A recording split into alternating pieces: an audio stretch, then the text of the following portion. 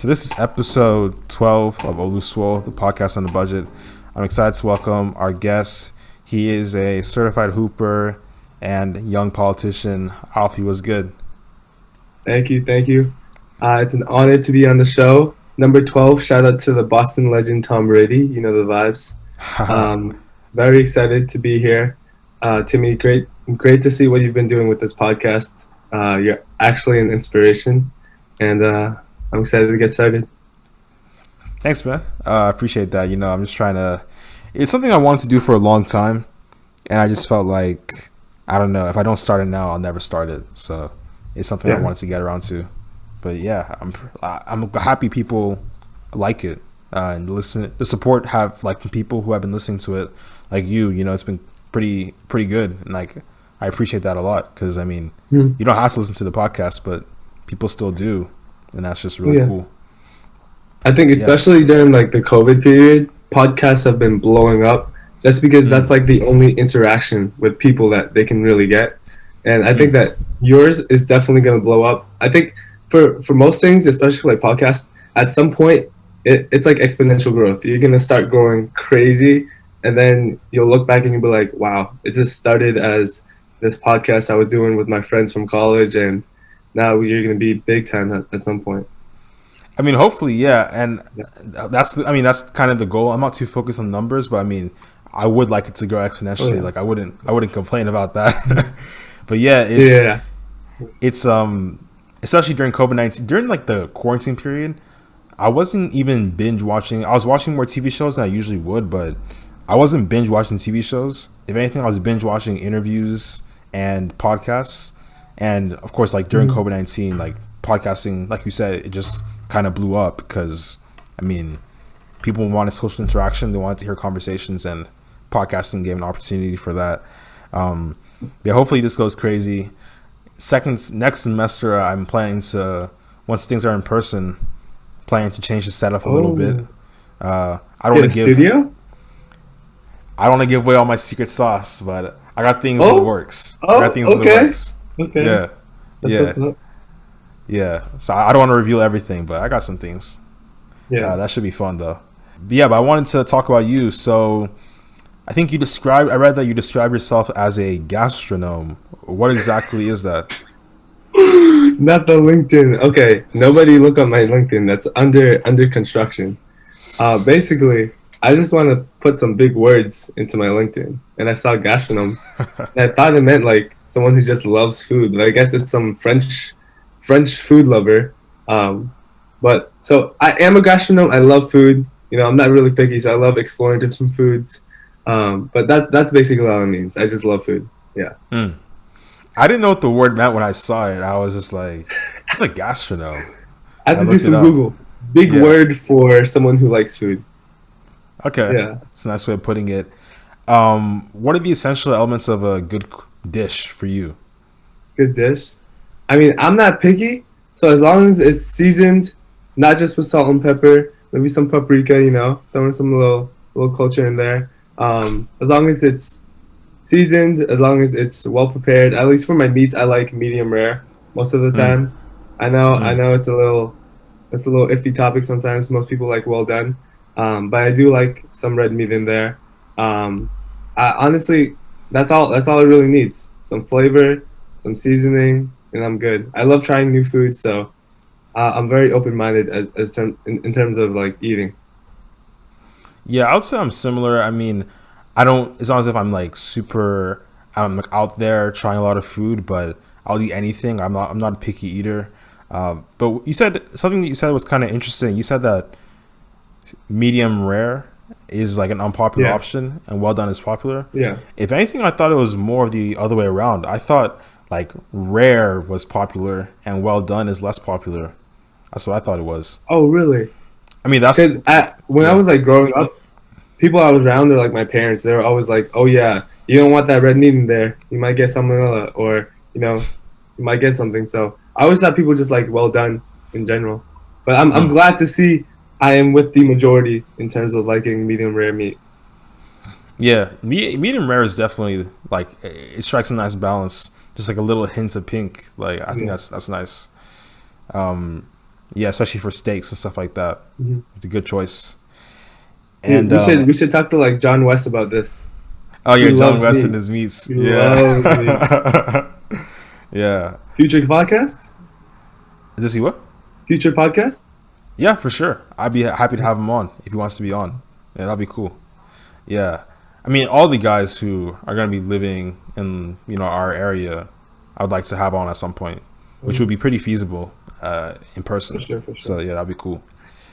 Do you think Philly food lived up to your expectations then, given your wide palate? And I think there's a difference between campus food and Philly food. I Mm. think campus food. I mean, for me, I'm not picky either. Like I said, I could manage with campus food, except for like on the first week of school, which it was just like commons food. But overall, I didn't hate the food on campus. Um, I know that's probably a more unpopular opinion because a lot of people really didn't like the food. Um, I'll ask you about that after, but as far as like in the city, I loved the food. It was amazing, great food. Some of it was definitely overpriced, which makes sense in a big city. But I Mm. think there's some local spots too. I think I went to this place called Kilimanjaro. It's like an Ethiopian place, like a few miles off of campus. Very good spot. Oh, it's Very it's low close. key. It's close to that like African. There's some like African restaurants in that area, right? Yeah, it's like a bunch of Okay. African restaurants there. Very Okay. nice spot, but it was. I think the key if you're gonna go to Philly, whenever you're in an Uber, ask your Uber driver local spots that they like, because that's where I found all the spots that I ended up going to. Places like Mm. Kilimanjaro, in Center City. I'm trying to think of any spots in particular. South Street, it's like a pretty popular strip, where it's just a bunch of restaurants, bunch of shops, thrift shops, just a bunch of really good places to go and visit. There's this place called Tattooed Mom there. They had a Mm. really nice buffalo chicken sandwich. I suggest that too. But like in overall, I think city food very good, campus food manageable, at least for me. I'd like to get your Yeah. opinion on that too. Yeah, I agree. And we actually kind of touched on this in episode 11 with Dade. It hasn't released yet. Oh, I mean, at the time when this is out to everyone else, it would have been released. But yeah. as of recording, like it's not actually officially released yet. And he was saying that Penn food was not that great, and Philly food is mediocre. But I agree with you. Like Philly food is really good. Mhm. People like to take some big doo-doos on Penn's food, especially on Reddit. Like, what is this? I got Yeah, this from Commons. This is horrible. yeah, But I mean, it's for the most part, it's manageable, and there's yeah. good. Even if there's bad food in one place, there's good food in other places. Of course, Like yeah, Houston market is consistently pretty yeah. solid. Very So it solid. just depends where you go. Hmm. That's I what I think. mean, I think I was sad that K-Check, where you lived, it wasn't open because Mm, one of like my biggest like desires coming to campus was trying out the smoothie bar they have there, mm. but they were closed, so that is a little sad. But yeah, I definitely think campus food was manageable for me at least. And I think I told you this, but that's one of the main reasons why I chose to live here because they had good facilities and Yeah. good food. But food Hmm. closed the canteen down for the semester. It's like thanks guys. But yeah, it's a nice place though. It's kind of quiet. I'm like there aren't many people here right now because it's the 14th. But Were you able to find like a community there? yeah, a little bit. Like to be honest, like most of my friends are outside of K-Check because K-Check is pretty Mhm. small, and on top of that, Yeah. non-Huntsman K-Check is an even smaller portion of the community because all the Huntsman kids live out here, so they're kind Oh of yeah, they all live there, their own right? community. Yeah, they live in English House, and then everyone else lives in King's Court, so we're separated by a courtyard. Um, but yeah, I was able to meet a few people, but most of my friends came from outside because K-Check is kind of in the middle of nowhere, Philadelphia. Yeah, Yeah, definitely isolated. Definitely isolated. I'm glad you found the community though. yeah. Thanks, man. I wanted to ask about your experience doing like student government. So apparently you were a speaker of the house for the Massachusetts Youth and Government Program. Like, how did you get into all that? Yeah. I got into it pretty late. Funny story about how I did get into it. So this is like a YMCA program, and me as an athlete, as someone who likes to exercise, I'm usually always at the YMCA. When I Mm. had a Finsta, it was YMCA Alfie. Um, so I was just working out one day in the gym, and youth and government, they have the meetings right next to the gym.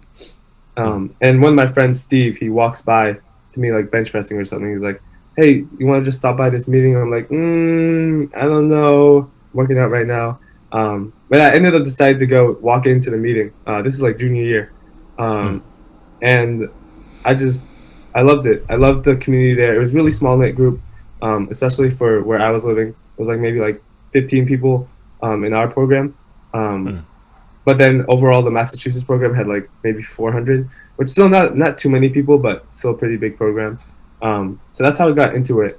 And basically, it's a mock government program. There's a legislative branch where we write mock bills. That's what I was a part of, and then we present them. We work on them over a year, and then we'll present them at the end. And then there's the judicial branch. I'm not too knowledgeable on that side, but basically, it's like debate. They have a case, and then they have to argue two sides. They get a random. They're either for it or against it. That's random, and then depending on how they, where they land, they have to argue for or against the case. Um, Mm. so that's how I got into it. Wrote mock bills. It was actually really fun. I think because even though you had a mock bill that you worked on, no matter how good it was written, the key part was presenting it. So Mm. you had to bring the enthusiasm. You had to bring your voice. You had to use your voice correctly. You had to emphasize certain points correctly, and then that's how Mm. you got a good a good bill and got it passed. And so I was able to actually like present my bill on the Massachusetts State House floor, which is a pretty nice experience. Wow. Very wracking, but definitely a great experience. So yeah, Matt, youth and government. I think it's a very good program. I think I suggest it to any high schooler. Mm. Um, it is a YMCA run program, so you have to find it through your YMCA. But definitely a great community. Really introduces you to the world of like legislation and politics and being self-aware of not just like national news, but like state news, local news, your city news, Mm. because as it might not have as much hype, but your local city news is might impact you more than national news. So Mm. yeah, Yeah, that's that's like facts. my experience with youth and government. Okay. Um, and I know, like you talked about the Massachusetts side of it, but isn't it a like multi-state competition? Yeah, it's I wouldn't say like a competition, but every year we do have like a national convention, Mm. um, which is usually held in North Carolina. And there, if you make it there, you once again we write a bill again, and then we present it this time through a bunch of different committees, and then you can work your way up to actually present before like hundreds of people all from around the world about your case. And none of it like actually gets into actual legislation, but Mm. it's fun to see like the unique ideas that young Americans have on politics and on policy. Uh, but I think that national convention, I went to that junior year. On senior year, it was online, but I went to it junior year, and it was a crazy experience. It was kind of like college in the way that you went there and there was someone from anywhere. There was someone from Alaska, someone from Mm. South Carolina, someone from Florida, and for me, that was the first time I had ever experienced something like that, and it was Mm. such an amazing experience. You get to learn about so many people, so many cultures, so many states, and you just make so many friends. So that is like the national side of it. Yeah, it sounds like a pretty fun experience. Just being in that kind of environment where you're there to compete, but then you're also able to meet so many people from all across the world, or all across the country. Like that sounds pretty cool, Yeah. especially a bunch of like-minded individuals who are interested in politics. Like that sounds like a pretty fun. I'm sure there's a particular kind of vibe you associate with that, with those memories. Like like that sixth sense that you feel. It's like a combination of like what Yeah. you see, Oh what you yeah, for sure. smell, and what you hear, and like all combined into one. I'm sure it's like a certain Oh vibe yeah, that you yeah, yeah. associate with that. Yeah. The song Country Roads. You know that song Country Roads by John Denver's? That's How's it like go? Isn't it Country like really popular? Roads. There's Oh, no yeah, yeah, yeah, yeah, yeah, yeah. yeah, yeah, It's a classic, yeah. That's like the yeah. song that all of us associate with youth and government in general. Just because Mm. every we always play that song at the national convention, and then we because of that we associate. Anytime we hear that, we associate with youth and government and the good memories we had, and that sixth sense that you were talking about. Mm. The nostalgia factor is real. I see that. Oh, for sure. Yeah. Um, do you think because do you think that you've always been someone interested in politics? Because I was reading that you're planning to do the global studies and management concentrations at Penn, and Yeah. maybe want to incorporate politics in like in your postgraduate plan somehow. Yeah, so at least for me, like I said, I got into it pretty late junior year, um, but I did fall in love with it. I do try to keep myself educated in terms of local, state, and national news. Um, and I was a part of Pandem's somewhat fall semester, but at least for me, I think that was so much of a commitment that I'm sad that I can't like continue it how I want to. But just because I want I want I want to go into sports business, Mm. I can't like distribute so much time onto politics. I still try to keep myself informed. I think everyone should, but definitely in terms of my concentration, global management, I think that was more like international business. I do want to learn about politics and business and how they relate to each other outside of the U.S.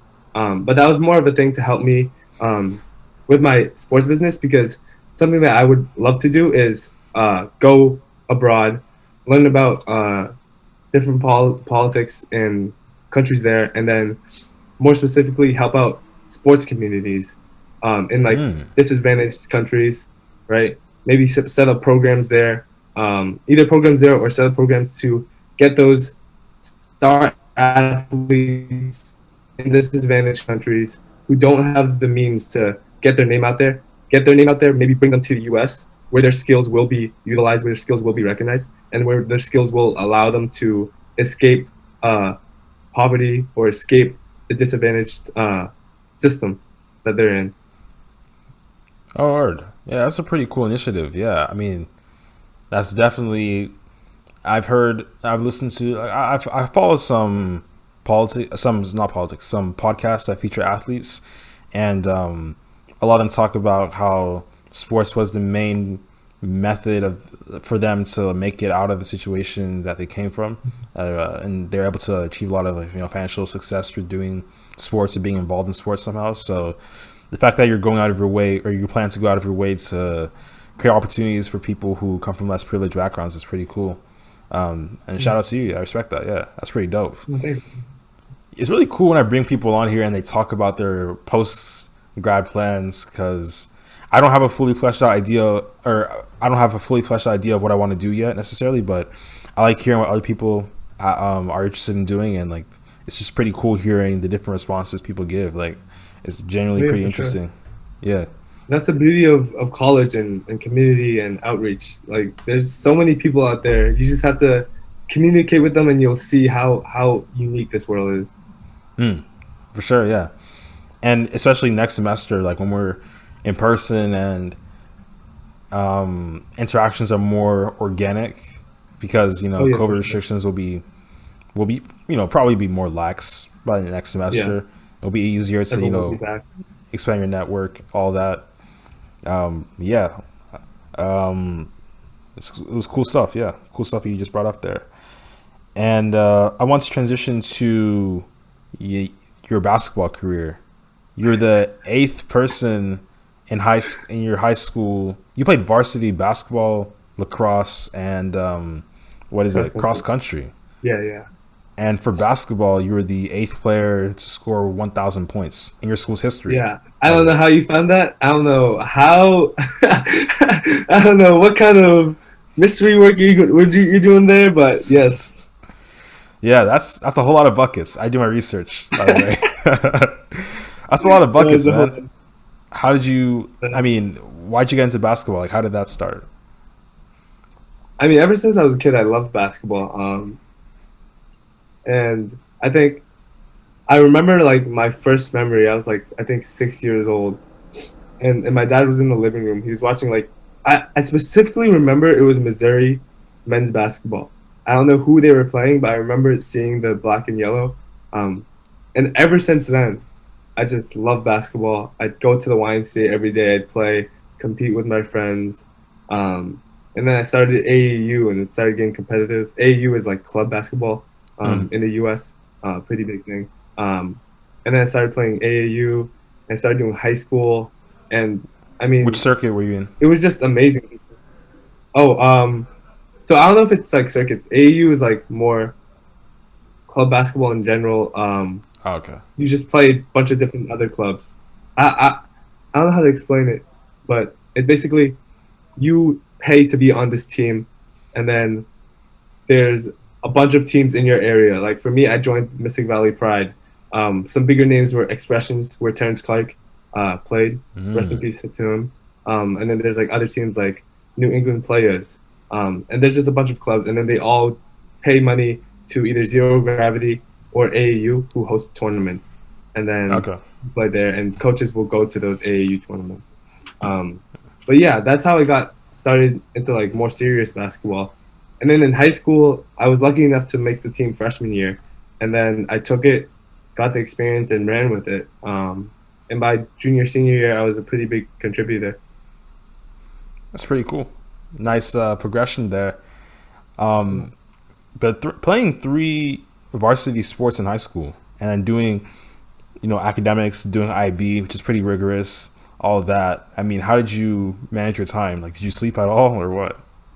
Let's just say I rarely slept. I think, especially junior senior year, I maybe averaged 4 hours of sleep.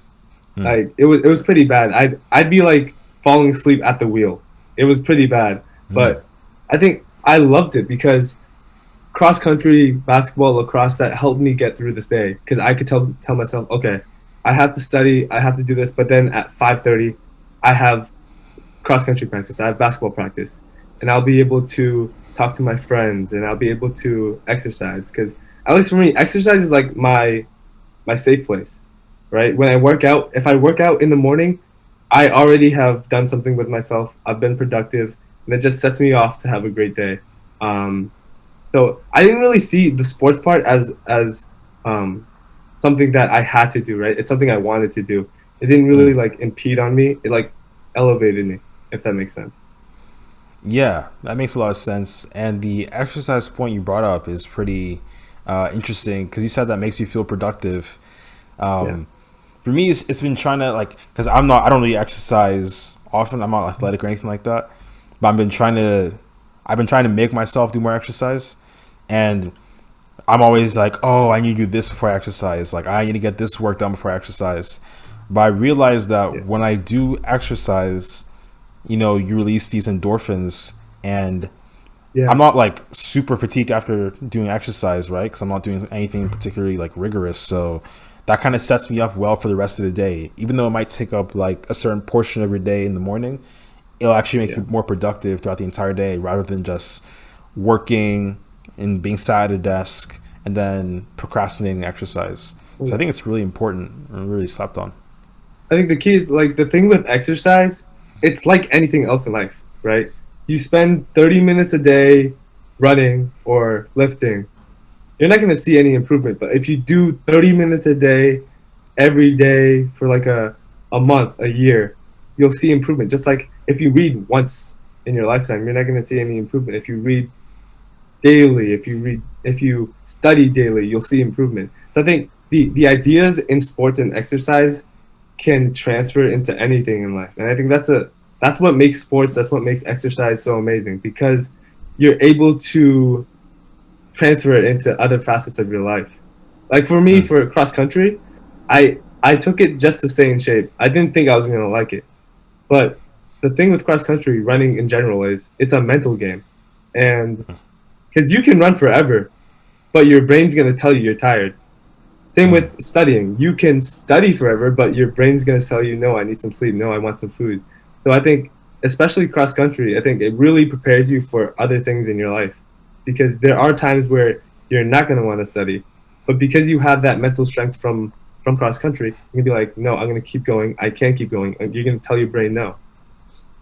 Yeah, it's definitely a mental game. I mean, during quarantine, I didn't do anything like cross country. Like I'm not a what 3 sport varsity athlete or anything like that. But during quarantine, I was trying to make myself run on the treadmill a little bit more, and like sometimes like it's just your mind is just telling you like stop. Like you still have a bit of energy, you still feel like you can keep going, but your body is still capable of moving, but your brain is telling you to stop. I don't know why, but it can be hard to overcome that mental barrier. Mm-hmm. But yeah, I've been trying to. I think I went to the gym yesterday for the first time in like, As you should. yeah, I should. Yeah, it was my first time going in like, I think maybe in 2021. That's good. Yeah, Small steps. You took that first step. The first step is always the hardest. yeah. I mean, it was tough. Like I felt like rusty as hell because I haven't been in a gym in such a long time. But yeah, you got to start from somewhere. I think over the summer, I'll be I'll be working on that a bit more. Just trying to build some good habits and get rid of bad habits that I have.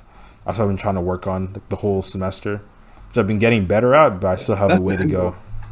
Yeah, That's the end yeah. goal. The muscles are addition. The mental strength you gain, the good habits that you gain from it is the best part. Mm. Do you think that exercising helps you stay disciplined? Oh, for sure. Oh, for sure. Like I said, like it's a commitment. There's gonna be days you're gonna wake up and be like, no, I do not want to lift today. Mm. Just like how there's gonna be days you're like, no, I do not want to study for my final today. But to have the strength to say, no, it's not about my feelings. I have an obligation, and to fulfill those, you just feel so satisfied after. Mm. Yeah, that's definitely real. Um, did you ever get runner's high when you were a cross country player? Actually, I've heard that term before, but what is a runner's high?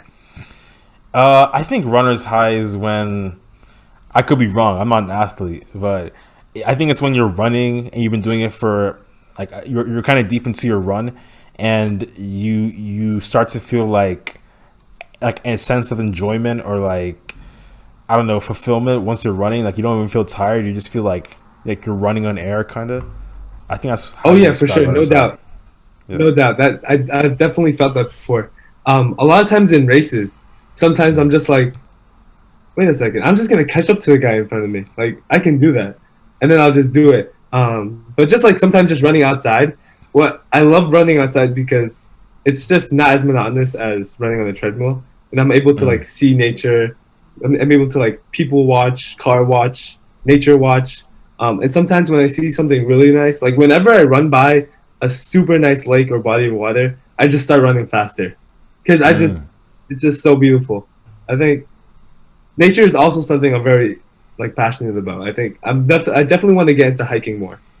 But Mm. being from like the city area, it's been a little bit harder. Mm. Yeah. I'm kind of the opposite. I mean, I agree that nature, like, I mean, if you're running your nature, that'll make you feel, energized in a kind of way. But I would rather run on the treadmill. I think it's because of where I grew up, because I never really grew up in a place that had a lot of natural, like nature and stuff like that. Like, I grew up in Houston, Texas, and then Abu Dhabi, which is like a desert. So, I mean, there are some nice places, but like the places around me were mainly, the suburbs or like, just pretty, just buildings and flat land. Not a whole lot Yeah. of pretty, natural scenery. So, and also I grew up in hot places. So running outside and like you're blistering heat and then like you're stinky and stuff and you're Oh out in man, public is like rather just run indoors. You no, I know. feel that. I will say I have a slight fear of treadmills. Okay, I know Mm, it's crazy, but sometimes when I'm running on a treadmill, I'm just so scared that I'm gonna either run too fast and just fall, mm. or I'm just gonna slip up and fall. And that's just one of my biggest fears. I'm sorry, I cannot do a treadmills. Yeah, that's real. That's real. I don't go that fast, so I don't have to worry about that. You're probably training a bit You're harder than so I humble. am. I know you're fast. No, I'm not.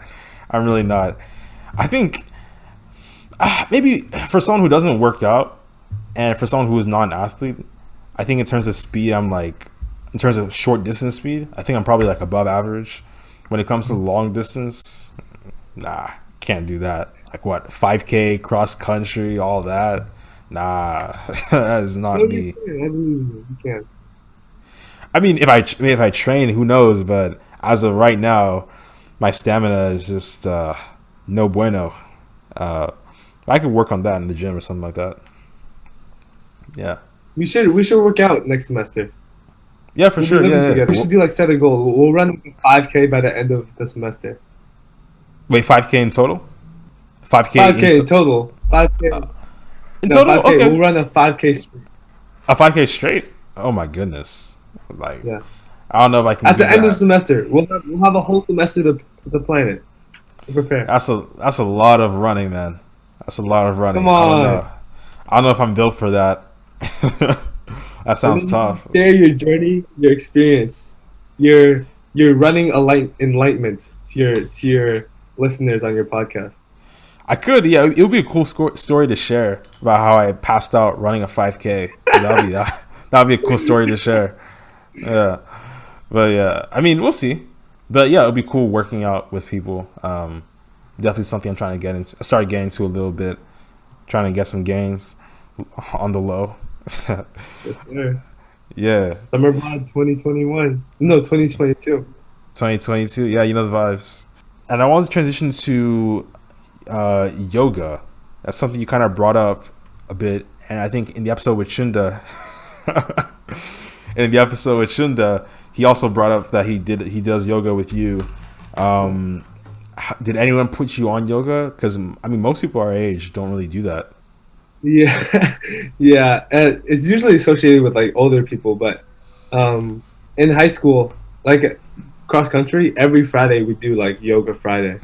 Mm, Um, and at first it was like a joke. Everyone would laugh, make fun of each other for messing up poses. There are some funny poses, um, but at some point, like you not only get a really good stretch out of it, really good balance, but it really de-stresses you. It really de-stresses you, and mm, especially after a long day of, like you said, IB work, working on mock bills for youth and government, going to practice. It's helpful to clear your mind, and to just focus on yourself, let go of anything that's going on, and I think that's the key for yoga is just being at peace with yourself because there's so many stresses, and especially during COVID, that's when I picked up on yoga because I mm, couldn't go to the gym, because I had so much stress on me from online school, from figuring out what my parents are going to do because they lost their jobs, from figuring out what I'm going to do on a daily basis. It's just so stressful. And having that 30 minutes to just work on yourself. And then after I'd always meditate, make sure would always meditate. And especially that part, like you let go of everything. It's like you're the only person on the earth and you're able to be at peace with yourself. And it really calms you down, at least for me. I think it's very. mm, I suggest it to anyone, right? Because yoga. I know yoga. You see all the like the crazy poses, but in reality, it's not just crazy poses. It's like normal stretching. But mm. yeah, Yeah, it's definitely. I was because I like to listen to interviews and podcasts, especially after I watch an interesting movie. I like to listen to interviews from people who made the movie, oh yeah, and I mean this is kind of tangentially related to what we were talking about, but I'll wrap it up. no, um, yeah, you're good. yeah, it was Bad Trip. The movie I was watching was Bad Trip with Eric Andre and Lil Rel Howery, and I was watching an interview or listening to an interview with Eric Andre. He was talking about how he meditates because he's really, I don't know if you know Eric Andre, the comedian. He, I don't think so, Okay, but well he's a comedian, he's right? yeah, Yeah. comedian, really crazy, does a lot of like pranks and stuff like that. Does a lot of really dangerous stuff. So people expect him to be like that in his day to day life, but he said he's not. He said like he meditates and does yoga, and I've heard about like UFC fighters doing similar stuff to like keep their mind stable before they go into the octagon, Mm. and it's definitely, I'm sure they're like it's just one of those things that are good to do that I just don't do. Not for any particular reason. It's just like it's just not part of my routine, so it's not Yeah. something that I'm actively thinking about. But it's definitely something that I could consider because I mean, the benefits like there are no downsides to meditating Yeah. and doing yoga, And and even if you can't do like yoga, just like meditate 5 minutes before when you after you wake up and then 5 minutes before you go to sleep. It's just so helpful. mm. Do you think that helps you to like does it help you to like be refreshed for the next day? Do you think? I think it helps you find a sense of finality in your day. So like Mm. any stresses you had, you can let go of them and just have a calm sleep, not worry about anything but just sleep. Mm. Yeah. Are you a deep sleeper? I'm a very deep sleeper. The Mm. second I touch the pillow, it takes maybe 30 seconds for me to fall asleep. That I've been blessed with that. I know I've met so many people who have troubles like falling asleep, have to take melatonin, and I just feel so bad because for me it's just touch the pillow, 30 seconds, I'm out. It's What natural. about you? For me, so Natural? when I'm actually sleeping, I sleep deeply. As in, like my sleep is uninterrupted, and I sleep well. I don't have problems when I'm sleeping, but getting to sleep it depends. Like if I'm really tired, I'll be out immediately. But if I'm not, Yeah. like say you need to wake up early, so you want to sleep early, but you're not actually tired, Oh, then I might be in bed for like 30 minutes until I fall asleep and just yeah. be moving around and lying down in my bed.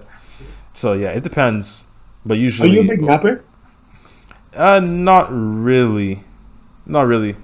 Yeah, yeah. I think for me, college has made me a pretty big napper. Mm. I think especially just like in between classes, just need some rest. Yeah, yeah. It'd be like that sometimes, especially with those afternoon classes, those like 3, 4:30 Oh classes. yeah, Yeah, they you gotta drain you. They recharge. really drain you. Yeah, You finish I class and the sun's down already. yeah. I was trying to make my because I don't like having like early morning classes, so I was trying to have most of my classes in that time period. But now I realize the best time to have classes like that late morning, early afternoon kind of time period. Oh yeah.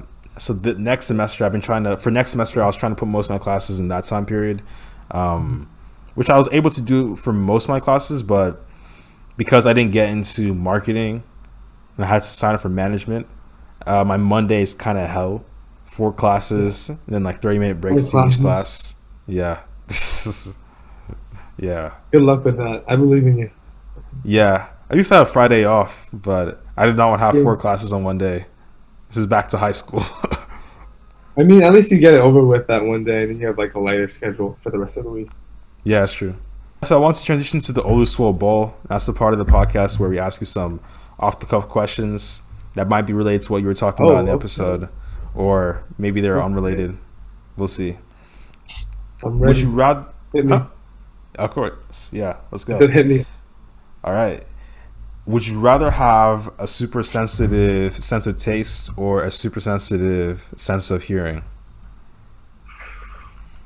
I think taste, cause taste you can control. That's the thing. Taste Mm, you can control, but hearing you'll be affected by everyone else. So if mm. someone dropped their phone, you'll be like, damn.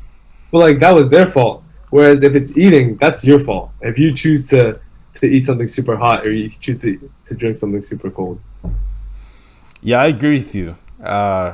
Yeah, that was I had a similar reasoning because it's super sensitive hearing. I mean, you just be all those noises will just be amplified. You won't be able to get that deep Yeah. sleep you're talking about. It just wouldn't be But helpful. I guess if you had a super sensitive sense of hearing, you could just everything would be a movie theater, right? You just watch a YouTube video, it sounds like a movie theater.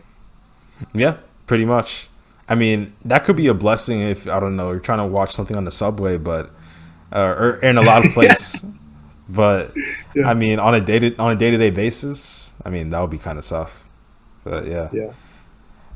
and then another would you rather? Would you rather uh, never never work again or never sleep again?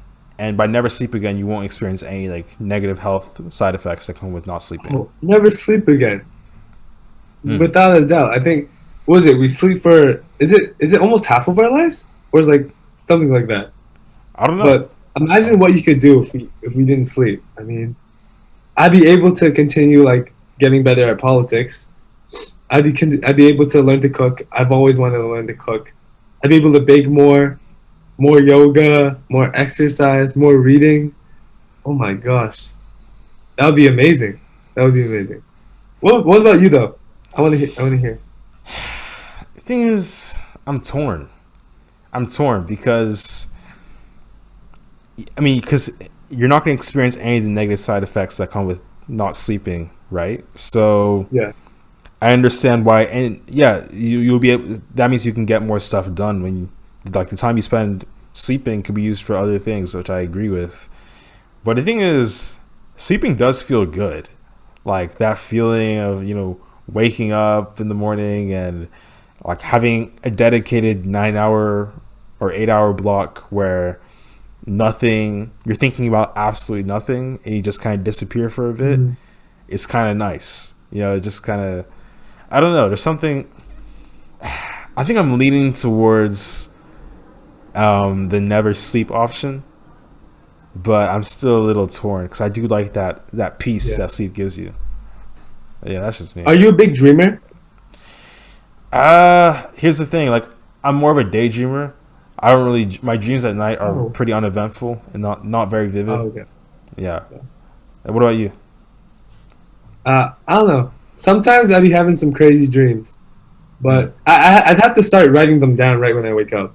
I think that would definitely be amazing. But I do love my dreams. Yeah. It's just crazy how they work. Like, like, you see someone in a dream that you've never even seen in real life, but it's just Yeah, a it's combination of weird. faces that you've seen from other people, and then it's just merged into one person who you've never seen Yeah, before. it's Like, weird. And yeah, sometimes you have a dream about some random person in your class who you've never even talked to. yeah. It- Never spoken to them, never even thought about them. They just appear in your yeah. dream. Like, it's Like, weird. what Yeah, are you doing here? yeah, yeah. It's crazy. But yeah, I think that marks the end of the episode. Thanks, Alfie, for coming on. It's a cool episode. Enjoyed it. Thank you for having me. Number 12. I'm happy that I got the iconic number of the GOAT Tom Brady. Yes, sir. It was all I hope part of you a plan. have a great end of your what last few days here in K-Check before you come to New Haven. Yeah, thanks, man. Oluswole is available on Spotify, YouTube, Apple Podcasts, Google Podcasts. And if you're watching this on YouTube, socials are linked in the description. And thanks for listening once again, and peace.